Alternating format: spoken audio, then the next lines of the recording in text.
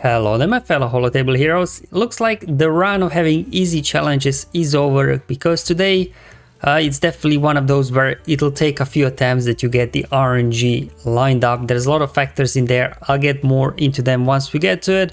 As always, I'll cover first the modifiers, and oh boy, there is something new here, as well as the feats, and then show you the battles. So in total, I've got 3 battles here for you today. So 2 Sith teams, depending on whether you have Sith Eternal or not, and then as well Padme for the final stealth feat as well. So if you're just interested in the battle, as always, there'll be a link in the description below. Otherwise, let's just get started here. So it's our very first look at the Thunderous Applause modifier. Now this is actually a modifier that made its way over from the territory battles on Coruscant. I think before it was like Power Struggle or something like that, the modifier for Coruscant. So this is now the same as we have in territory battles, where you get this ability Democracy that you get to use 3 times, and then instantly basically it defeats the enemy leader. So also on top of that, there are lots of stat boosts, but most importantly, both leaders gain plus 100 speed and are immune to fear, which is annoying. The Jedi Revan, you can't fear him, and then he gets plus 100 speed, so outrunning him really proved to be a challenge. So as mentioned before, we get this Democracy ability. So once he reaches 100%, you can basically use it and apply 1 stack of no confidence on the enemy leader. Once it reaches 3 stacks, it will instantly defeat. Now the way to quickly charge up this charge here for Democracy is either to apply debuffs or gain buffs, and then you can pretty much very quickly get it around. Unfortunately here, Sith modifier is not really helping us much, to be honest, so nothing really to say here. You get some stat boost, but yeah, it's nothing too crazy. Unlike the Old Republic modifier, they are immune to tenacity down. They start basically with 100% tenacity, and of course they will be resisting. Whenever they do resist, they'll be gaining bonus turn meter. And if that is not enough, they're also dealing true damage to all enemies on their basic abilities. And CG really jacked up their stats for today's challenge. Like Revan or Mission, they can almost one-shot your characters. They really hit really hard on all of their abilities.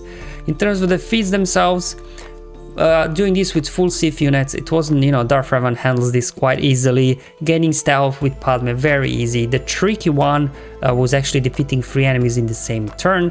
Now, on its own, in a vacuum, that's not that hard with Darth Revan to do, but because of the global modifier, whenever you do defeat the enemy leader with those 3 stacks of no confidence, then you all get a buff, and then whenever you use a special abilities, everybody's called to assist. So basically, once you get Revan out, you almost have to use basics, because otherwise you'll just defeat them too quickly before you line them up. So that's what really made it tricky. I think once I figured out the team and the strategy, I needed about 20 minutes to line up the RNG for reference. So definitely it'll take a few attempts, but hopefully you should be able to knock it out. So 2 different teams here. Obviously, if you do have Sith Eternal Emperor, that's going to be that easy, or any Galactic Legend for that matter probably as well. I'll show you Sith Eternal team afterwards. So this is now a full Sith Empire team, so this team will get 2 feats done, so the Sith one as well as the Crush Them feat as well. I did put some better speed on my Darth Revan than I normally have. I modded Malak here for protection as well as potency, so hopefully he can land his shock on his special. And then Basti, I just modded her for critical damage, because her Wild Lightning, remember, when you do damage, an enemy that has shock on them deals damage to everybody. So you got kind of 2 ways here, 2 characters with big AoEs from Darth Revan and Bastila that you can hopefully line up in the end. The other 2, Sith Marauder and Sith Empire Trooper, they don't really matter, to be honest. They're there just hopefully that Revan marks them. Now, in generally, like I found out from my testing, is Sith Marauder or Sith Empire Trooper, well, whoever you have as 4th and 5th, they get marked. So the core trio does get marked. Things are a lot easier, especially if like Darth Revan and Bastila get marked. I would just back out, not even bother with the fight. You could bring in Traya, for example, because then Revan will always mark her, but then you are losing the extra critical damage you're getting from Darth Revan if it's a full Sith Empire team. So definitely, to make those AoEs hit harder, I would definitely recommend running a full Sith Empire team without HK, because he's not a Sith, unfortunately. But maybe using Malgus is good as well, but I appreciate not everybody will have Malgus. By the way, let's hop in the battle now, and let me show how this goes. So in this particular battle, as you can see, they marked Malak. That's kind of okay. So I decided first I'll drain Zalbar. Now I can go ahead put fear on everybody. But remember, because of global modifier, Revan can't get feared. I used the democracy there for the first time. So you can see it charges up very fast because of all those debuffs here that we are getting with Sith Empire. Let's get a shock over on Basti. We can use democracy yet again. So we got 2 stacks already on the enemy Revan. So 1 more and he will be defeated. Let's do it now. He's gone, and now we just have to kind of spread the damage here. And this is what I mentioned before, whenever you use special ability, everybody's called to assist. So whenever you do use special ability, make sure you target somebody that's got, you know, full health and a little bit of protection as well. I'm just kind of now doing basics on those that are low, trying to, you know, get them into red, and then hopefully we can take them out. I'm just gonna go after Basti next. Basti is a little bit annoying because she puts out battle meditation so the guys can counterattack. But hopefully at this point you can knock these guys out. There we go. Got fear. Again, everybody called to assist. So now I'm just kind of using basics, getting Zalbar in the red. Mission, she's got exposed on her, so if I hit her she will die, but so does Jolie. Anyway, let's get Jolie out. He's more tanky, so I'm just gonna do basic here, or actually let's do fear, doesn't matter. And now we got shock on Zalbar, everybody in low health, unleash wild lightning, and everybody fall down. So defeated 3 enemies in the same turn, right? Now I'll show you slightly different ending that will also count, because they don't all need to specifically die on the AoE.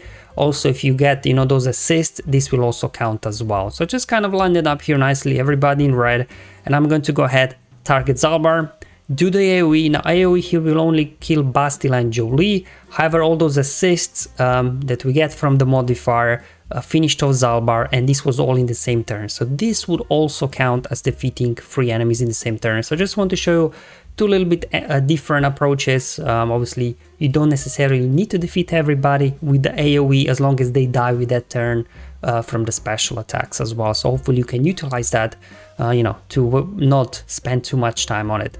But obviously, if you do have Sith Eternal Emperor or any Galactic Legend, they can help out as well. I just went with Sith Eternal because he's a Sith and you can put full Sith team around him, so you can very quickly knock out the Sith and crush them feet at the same time.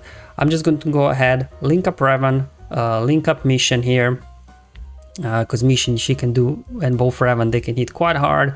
At this point doesn't matter who they mark. I mean, you know, we've got lots of control here between everybody. I even brought in, for good measure, Malgus as well. There you go. We got only 1 stack over on Jedi Knight Revan. So you can see here it will take a little bit longer that we get those stacks of no confidence with a full Sith Empire team, but you know, we'll get there eventually. There we go. I went to the ultimate. I will not unleash it just yet. I'll just wait, line up 3 guys in like low yellow or red, and then I'm going to unleash the ultimate power. There we go. We got Revan out as well as Basti. I'm going to relink now Mission and Jolie. There you go, getting assists. But see, without Darth Revan full Sith Empire lead, we are not doing as much damage. So this way it's kind of easier to line them up in low health. There we go, unleash it, and that's pretty much it. So the 2 linked enemies, they will be instantly defeated anyway, so it doesn't matter how much health they have on them. So definitely with Sith Eternal, I just throw it in there, single attempt, no issues whatsoever.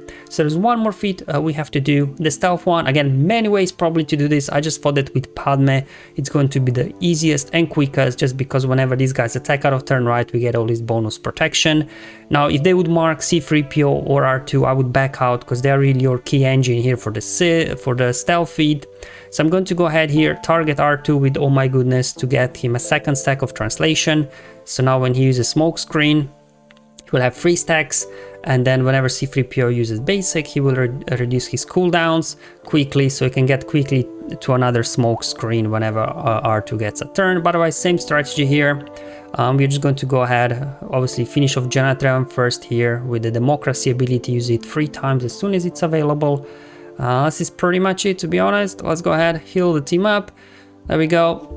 Jedi Revan out of here, and now I just had to kind of a little bit stall the battle, make sure that R2 used smoke screen twice, and that C-3PO used as well his oh my goodness ability twice, and this will give them stealth 10 times in total. I think I was even able there to squeeze in a 3rd smoke screen at some point just before the end of the battle, but there you go.